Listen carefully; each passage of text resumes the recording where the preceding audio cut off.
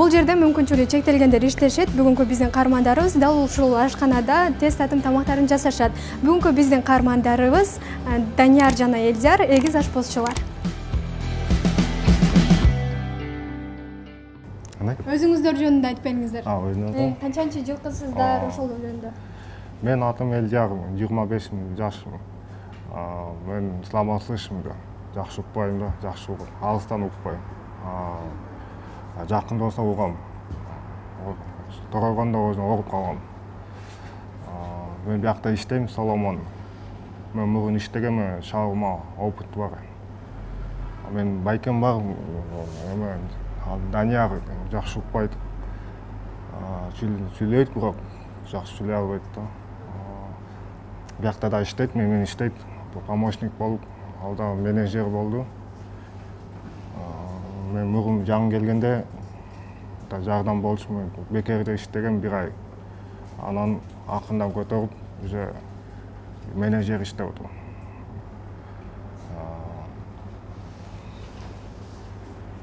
Көлдөн болом.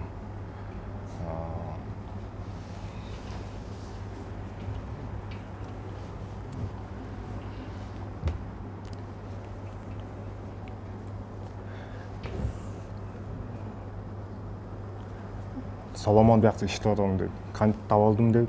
Инстаграм көрдүм, апам жардам тапты. Анан казайым менен сүйлөштүм, иштесе болот дейт. Болот дейт. Иштеп көр, попробуй дейт. Анан уже мурун иштедим да, опыты бар дейт. Канча бир туугансыздар, ата-энеңиздер тууралуу айтып берсеңиздер.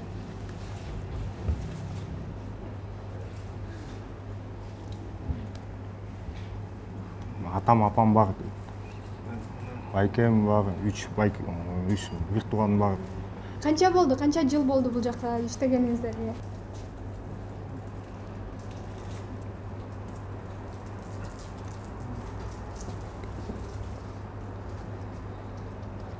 Алты ай болду.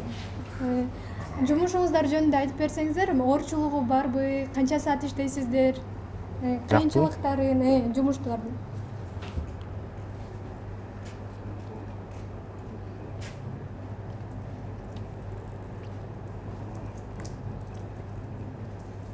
Биякта эртемен 9-да келип, 8-ге чейин же 9-да кандай клиент жок болсо анда жабыла алса, клиент аз болсо, көп болсо анда кеч 10-га чейин болот. Понедельникте иштейбиз, чегден да, смена алмашып.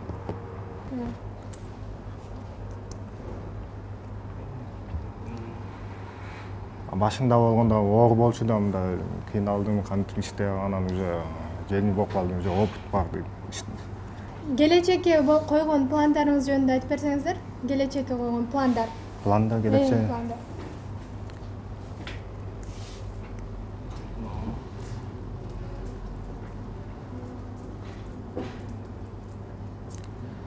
Мен азыр пока иштей берем, акча чогултуп атам деп, кийин качуу мындай эле бизнес ачып, мисалы кафе же шаурманы ачылам деп аткам. Ошо аракет кылып атабыз. Сүйлөшкөн кызыңыз барбы, девушкаңыз барбы?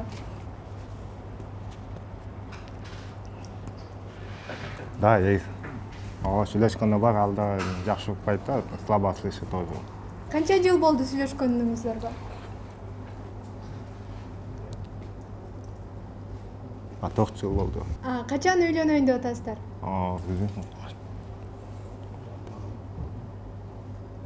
Пока билбейбиз, чогултуп мындай. Анда өзүңүздүн пландарыңыз жөнүндө айтып бериңизчи. Өзүнө окшош эле. Бирок кичине башка бар. Чогуу келдим. Окшош. Торойгондо анан садик, мектеп, лицей, жумуш постоянно вместе. Бирге окшош экен. Анан башкалар дагы келип, тоже мындай слабослышие, глухий сурай берет, кантип иштеп атат деп. Место барбы дейт, айттым, бар, бирок киши көп болот, место жок дедим. Мен да иштегим келет деп.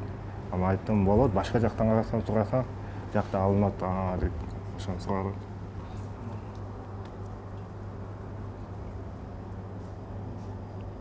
Спорттон заниматься этем дейт. Футбол ойнойм дейт. Мурун армейский болушум дейт. Анан уже жумуш болуп кетти анан уже мындай тренировкага кайтам, качка берип алып атам дейт. Ошо. Жакында болот дейт, соревнование болот, футбол ойнойбуз дейт. Бош убактыңыздарда эмне кыласыздар?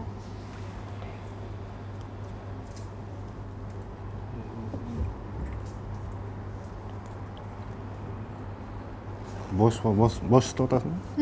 Бош болгондо үйдө отурам, апама жардам берем, анан айылга барып келем. Жакка балдар жолугам. Бул эме мындай сүйлөй албай калганыңыздар тубасабы? Мындай төрөлгөндө эле ушундай болгонсуздарбы? Мен ооруп калгам. Мен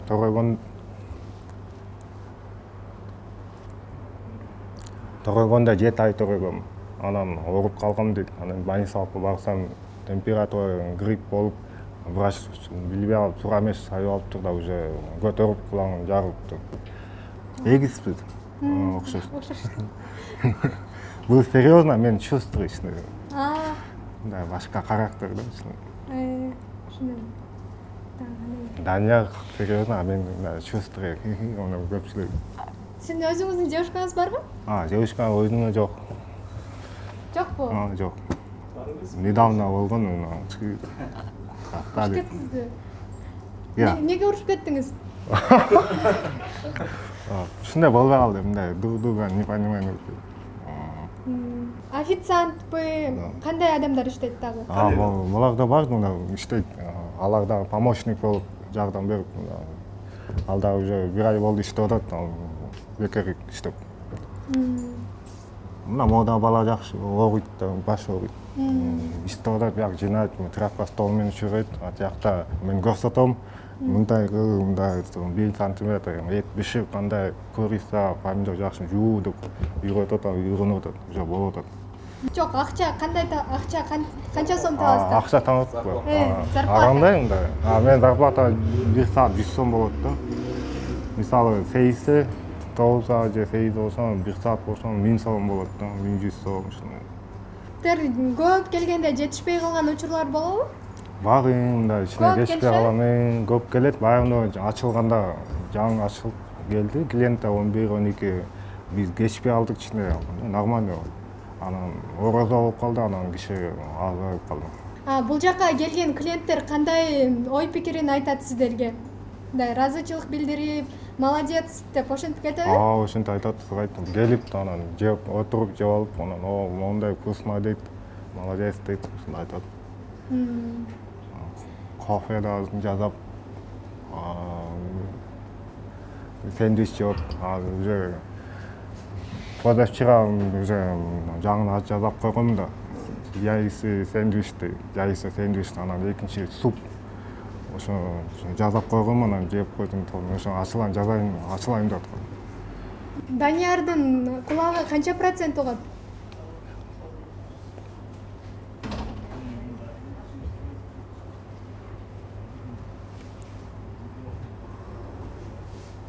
Мындай жакында угат, алыстан болсо десең укпайт. Мындай жакында уксаң угам дейт. Үйдөн да угам дейт. Ал эшикке болсо укпайм да, слабый болот. Китайский болчу да аппаратта. Оригинал алсаң кымбат болот, бул чогуу акча чогултуп алайын деп аткам. Бирок жакшы түшүнө албайт да.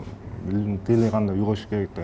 Аракет кылып атам, китепти окуп, уже апам атам сүйлөшүп, кандай көп сүйлөө дейт. Бул экөөбүз көрүнүп калгам да мектепте мындай кол менен. Атам апа айтат, сүйлөө, колума сүйлөө дейт, сүйлөө дейт. Уже үйрөнүп атат.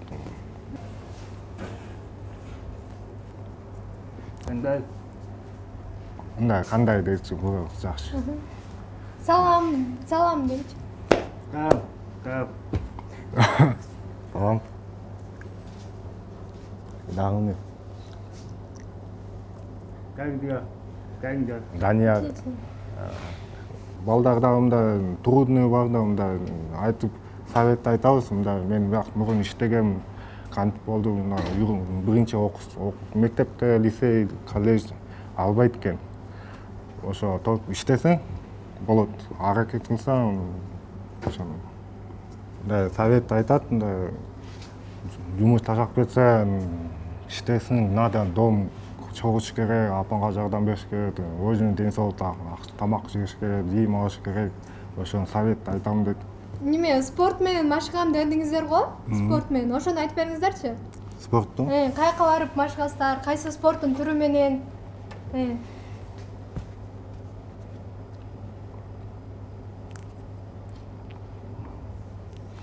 Спорттан баргам дейт, только кол менен жүрөшкөндө. Жакка баргам да граница баргам дейт. Бишкектин чемпиондун Кыргызстан баргам, анан дагы инвалид только говорящий эмес, жакшы укпайбыз го, ошо менен жүрөшкөм дейт. 2-нчи место алдым, 3-нчи место алдым дейт. Футбол дагы болду, 2-нчи место алгам дейт. Футбол армейский болду. Анан фитнес барам дейт. Атайын тренер бар. Мемеде байке тоже тренер жакшы укпайт алда. Мында айтып бердим, тренировкага колдум. Өзүңүз эле айтып берсеңиз ошол аппарат жөнүндө. Мектепте окуганда бир аял Германиядан келген да операция оригинал бериптир да, мен салсам жакшы угат экен. Эмнесин атын ким? Элдияр дейсиң угат. Анан көлгө чыкканда мен ушуп калдым да унутуп калдым, анан иштей алды. Анан ремонт да кымбат деп.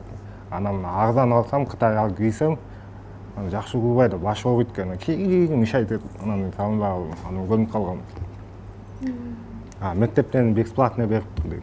Азыр жок дейт, только цена дейт канча? $500 бар, $800 бар. Жакшыраак болсо $1000 бар да. Кандай гана кесип болбосун, ак эмгек менен табылса, тапканыбыз таттуу жана берекелүү болот эмеспи? Мына ушуну менен көрсөтүүбүздү жыйынтыктайбыз. Супер ТВ YouTube каналына катталып, лайк басып, комментарий калтырганды унутпаңыз. Жардам берүүнү каалагандар экрандагы реквизиттер аркылуу байланышса болот.